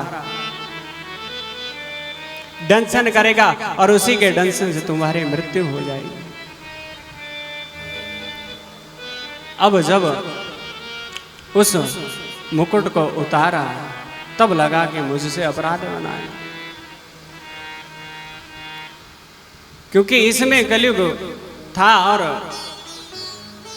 कलयुग जब प्रवेश हुआ तो सबसे पहले हमला करता है गौ ब्राह्मण पर, और इस कलयुग ने भी सबसे पहला हमला किया गौ और ब्राह्मण पर। एक दिन के बाद जब उस शिकार में जा रहे थे तो मार्ग पर एक गाय मिली और उसके साथ एक बछड़ा, और वो दुष्ट उस गाय को मार रहा था। और बछड़ा जिसके 3 पैर टूट चुके थे, एक पैर पर टिका हुआ था।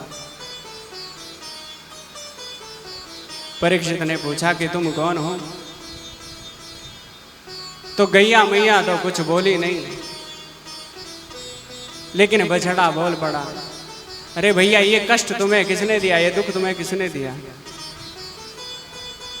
तो बछड़ा कहता है कि मैं अपने दोष का कारण किसे बताऊं, क्योंकि सब तो कहते हैं कि को न काहू को कर दाता, को न काहू को कर दाता, को न काहू कर दाता, को न काहू को कर दाता, को न काहू को कर दाता, निज कृत कर्म दोष सब भ्राता, निज कृत कर्म दोष कर दाता, को न काहू को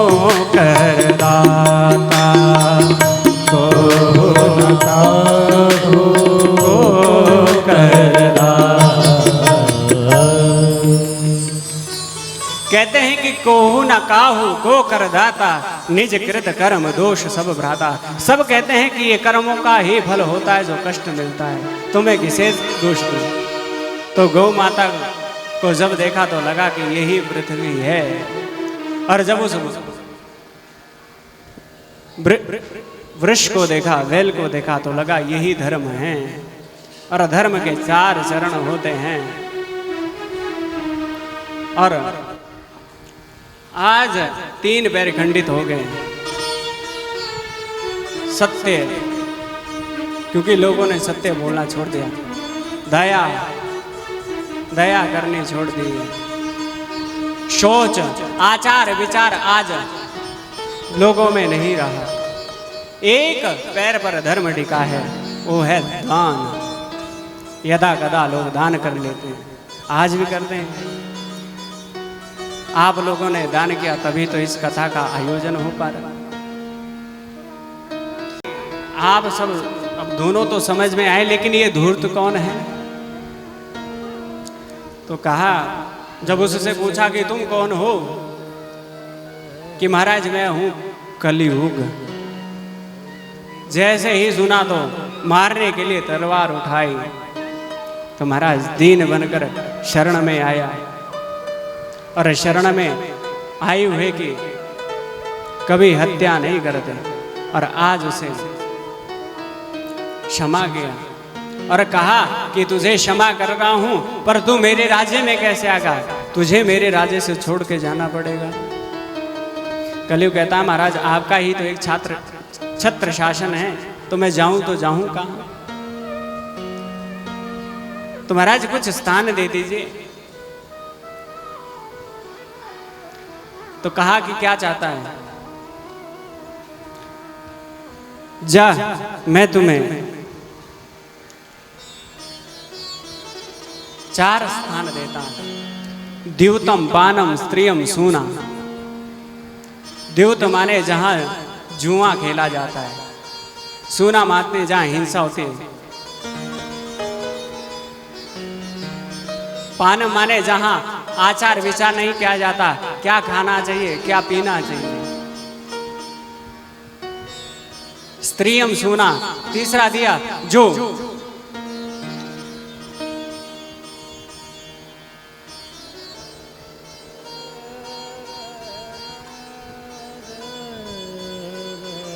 स्त्रियों के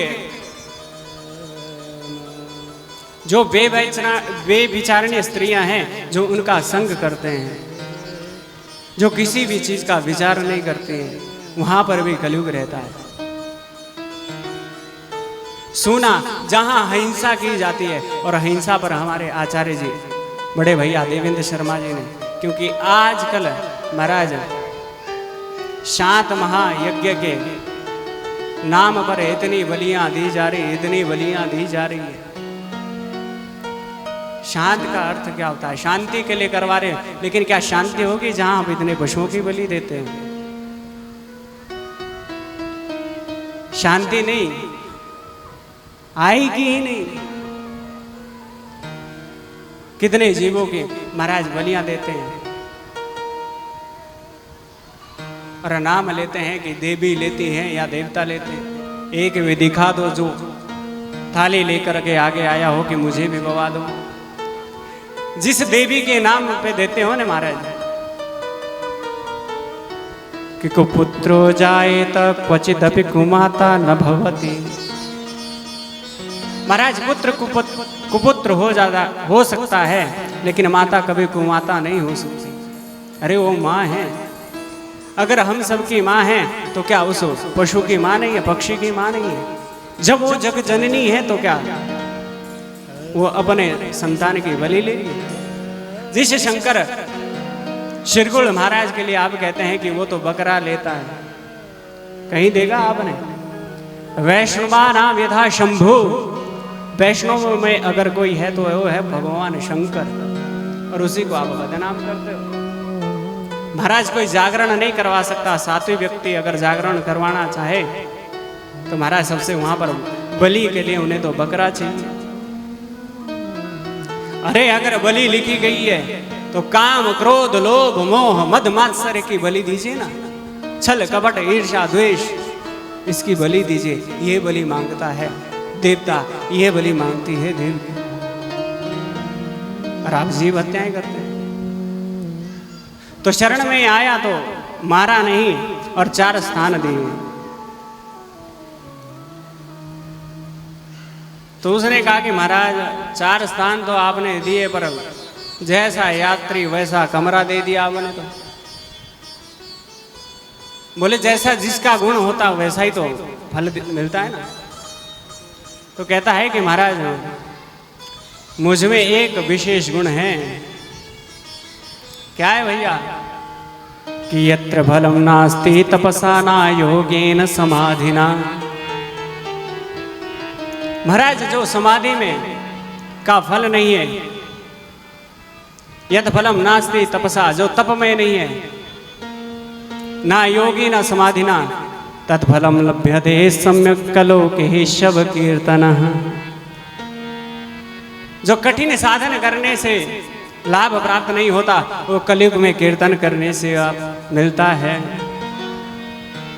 लगा भैया तेरा गुण तो बड़ा सुंदर है, क्योंकि कलयुग केवल नाम आधारा, कलयुग केवल नाम आधारा, कलयुग केवल नाम आधारा, कलयुग केवल नाम आधारा, कलयुग केवल नाम आधारा, कलयुग केवल नाम आधारा।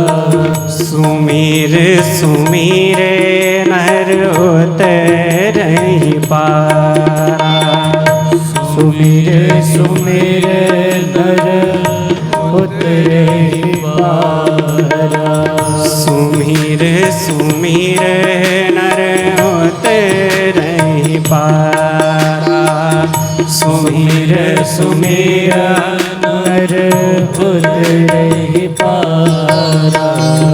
आवत यही सर अति कठिनाई, आवत सर अति कठिनाई, राम कृपा बिनु आव न जाहि, राम कथा बिन आवे न जाहि।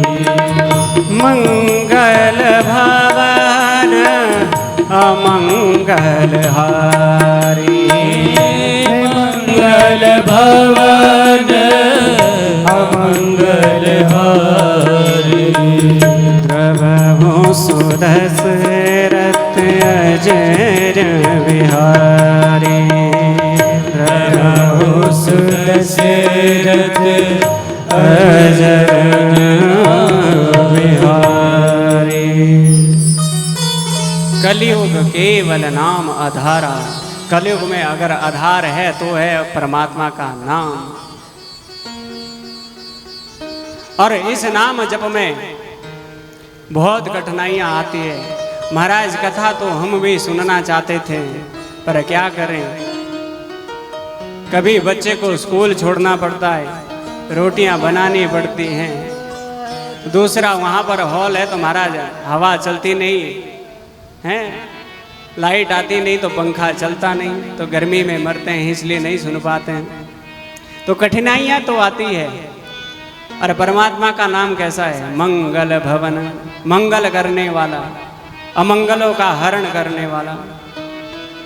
तो जब ये सब गुण देखा तो परीक्षित ने उसे छोड़ दिया और कहा कि मांगा क्या चाहता है कि महाराज थोड़ा सा अगर स्थान सोने में और मिल जाता। तो आज परीक्षित ने स्वर्ण में स्थान दिया। इधर ऋषि कहते हैं कि महाराज हमने तो सुना है कि स्वर्ण में तो भगवान नारायण का वास है, तो कलयुग को कैसे? क्योंकि भगवान कहते हैं कि धातु नाम कांचनस्य, धातुओं में अगर मैं हूं तो स्वर्ण हूं, तो फिर दोनों कैसे रह सकते हैं? तो कहा कि भगवान कहते हैं जो पुण्य का धन है उसमें तो मेरा वास होता है, लेकिन जो पाप का धन है उसमें कलयुग होता है। और उसी कलयुग के प्रभाव से आज परीक्षित को से अपराध बना और श्राप लगा। अब जब होश आया, जब मुकुट उतारा तो बड़ा पछतावा हुआ और लगा कि मैंने इतना बड़ा पाप कर्म किया। और इधर जब श्रृंगी ऋषि को पता चला कि उनके पुत्र ने परीक्षित को श्राप दिया, तो कहा कि पुत्र ये तूने क्या कर दिया? ऐसा धर्मात्मा राजा जो अपने प्रजा का पालन पुत्रवत करता है, ऐसे राजा को आपने श्राप दे दिया। और उसी समय से फिर ब्रह्मवाणी को कहा कि इतनी शक्ति प्रदान ना करे, क्योंकि थोड़ी देर में भी अगर छोटे से छोटे, आजकल तो छोटे से छोटे काम पर कोई भी नाराज हो जाता है तो ब्राह्मण भी हो जाता है। तो अगर वो जैसा उसने दिया और उसकी वाणी मिथ्या नहीं, अगर आज भी मिथ्या नहीं हो तो ना जाने कितने को श्राप मिल जाते।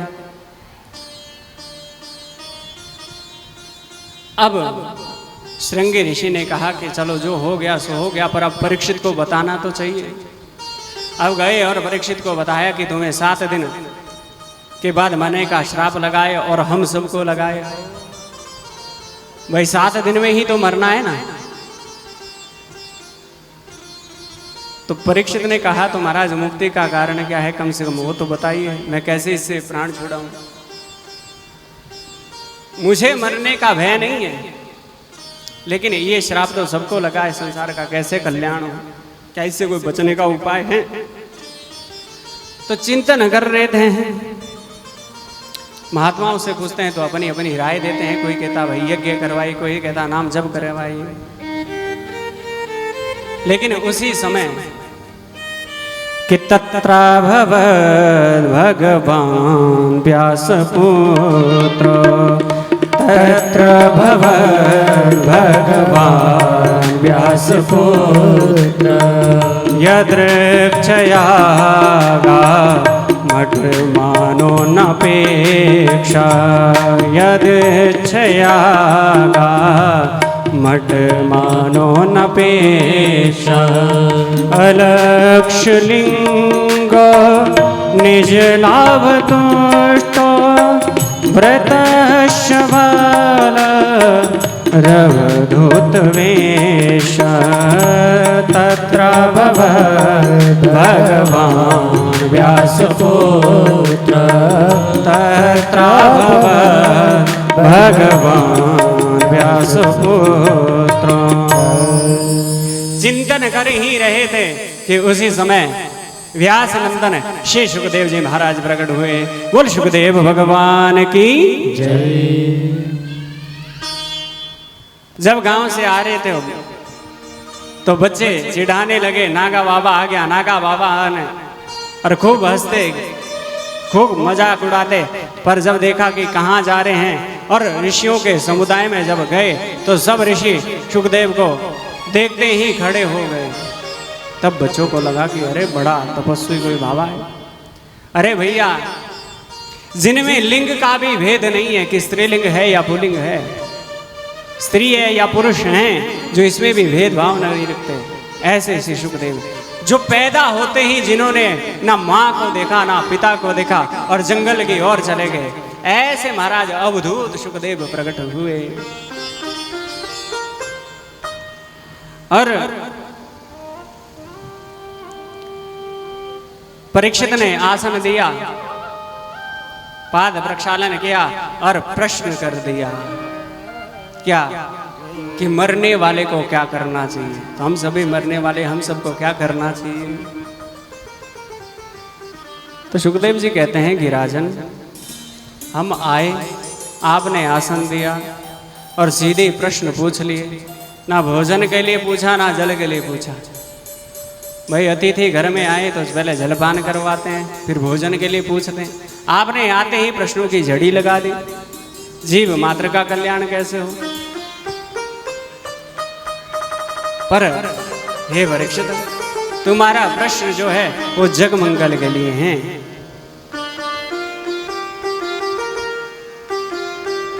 क्योंकि ये जन्म मिला है ना,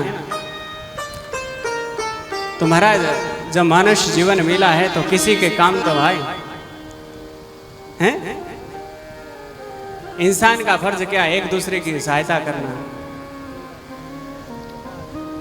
तो तुमने जग मंगल के लिए प्रश्न पूछा है, तुम्हारा प्रश्न है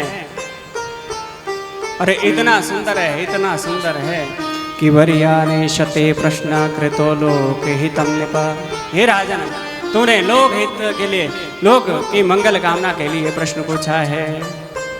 क्योंकि भैया ये मनुष्य जीवन मिला है तो एक दूसरे की सहायता करनी चाहिए, और एक पद के माध्यम से आप इसका श्रवण करिए। तो जो किसी के काम आए उसे इंसान कहते हैं। कभी धनवान है कितना, कभी इंसान निर्धन है। कभी तो धन होता है पर धन हमेशा नहीं बना रहेगा। अगर धन मिला है तो धर्म के कार्य में लगाइए। कभी इंसान निर्धन है, कभी दुख है कभी सुख है, इसी का नाम तो जीवन है। क्योंकि जीवन में सुख भी आता है, दुख भी आता है, इसी से तो जीवन है ना। और एक सबसे बड़ी बात है, ये दुनिया जो है ना ये झूठी है, कि दुनिया एक उलझन है, कहीं धोखा कहीं ठोकर। और आजकल तो ये सबसे अधिक मिलती है। महाराज धोखे देने वाले की कमी नहीं है, कहे कुछ देंगे कर कुछ देंगे। आदमी ठोकरा खाता रहता है। पर कितनी भी मुश्किल आए लेकिन घबराए नहीं। और ये वैसी हमारी माता जी हैं, परीक्षाएं तो खूब ली हमारी हैं। 4-4, 5-5 घंटे भी बिठाया दुकानदारी बंद करके, पर ये होना था तो हो गया। इन्होंने भी कहा कि कुछ कर लो, लेकिन कथा तो हम घर आएंगे हैं, और हो गई आप सबके सहयोग से।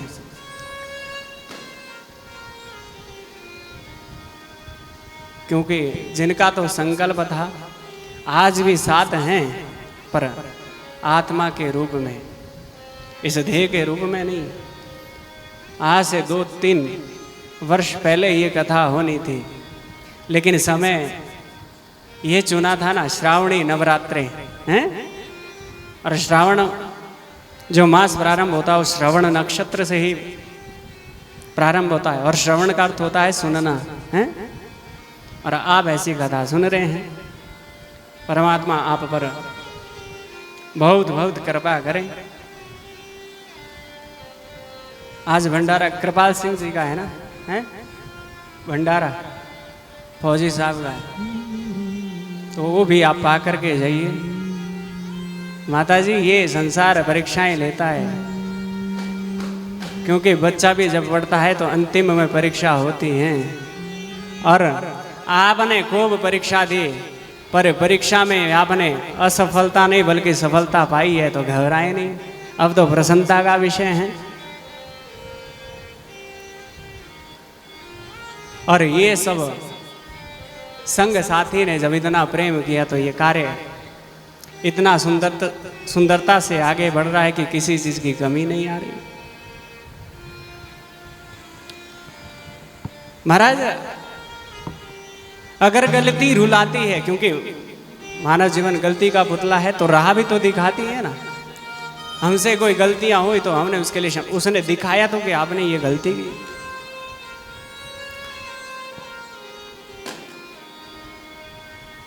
तो सुखदेव जी कहते हैं कि परीक्षित, तुम्हारा जो प्रश्न है ये जग मंगल के लिए है, तुम्हारा निज प्रश्न नहीं है। बहुत बढ़िया प्रश्न किया है कि वर्यानि शते प्रश्न कृतो लोक हितम नृपः आत्मवित सम्मत पुंसाम श्रोतव्यादिषु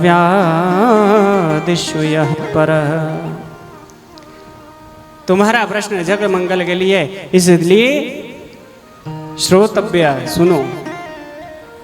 क्या कह रहे हैं कि तस्मात् भारत सर्वात्मा भगवान ईश्वरो हरि श्रोतव्य कीर्तितव्यश्च स्मर्तव्यश्चेच्छता भयम्। परीक्षित, अगर इस मरण जीवन मरण के चक्कर से छूटना है तो क्या करिए? श्रोतव्य, सुनिए। क्या? भगवान की चर्चाएं, भगवान का नाम श्रवण करिए। श्रोतव्य कीर्तितव्यश्च, और फिर उसका कीर्तन करिए। कहा कि महाराज आप कह रहे हैं कि श्रोतव्य कीर्तितव्यश्च स्मर्तव्य चेच्छता भयम्। श्रवण तो करें, पर कोई सुनाने वाला तो होना चाहिए ना। तो सुखदेव जी कहते हैं कि देखो, सुनने वाला मिले तो सुना देना चाहिए। जो सुना है गुरु मुख से, जो पढ़ा है, अगर कोई जिज्ञासु है, सुनना चाहता है तो सुना दीजिए। और अगर सुनाने वाला है तो सुन लीजिए, और दोनों ही नहीं है तो स्मृतव्यश्च, स्मरण कर लीजिए, कीर्तन कर लीजिए। क्योंकि श्रवणम कीर्तनम विष्णु स्मरणम पाद सेवनम अर्चनम बंधनम दास्यम सख्यम आत्मनिवेदनम। सबसे पहले सुनो।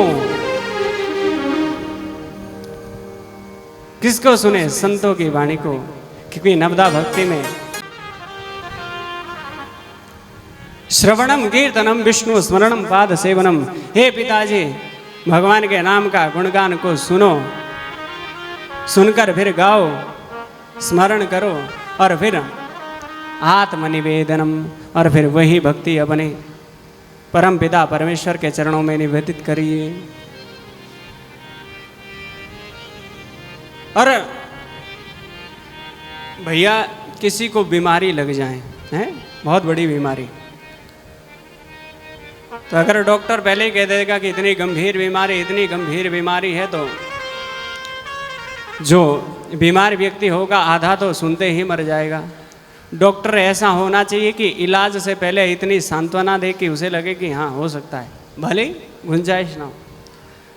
तो आते ही सुखदेव ने कहा कि ये तो तुम्हारे पास बहुत समय है और इतनी बड़ी बीमारी नहीं है ये, क्योंकि खटवांग ने तो एक मुहूर्त में ही मुक्ति पा ली थी, तुम्हारे पास तो 7 दिन है परीक्षित। और तब परीक्षित को आज से भागवत कथा सुनाना प्रारंभ की। सुखदेव जी कहते हैं कि सबसे पहले 4 काम करिए। क्या करिए?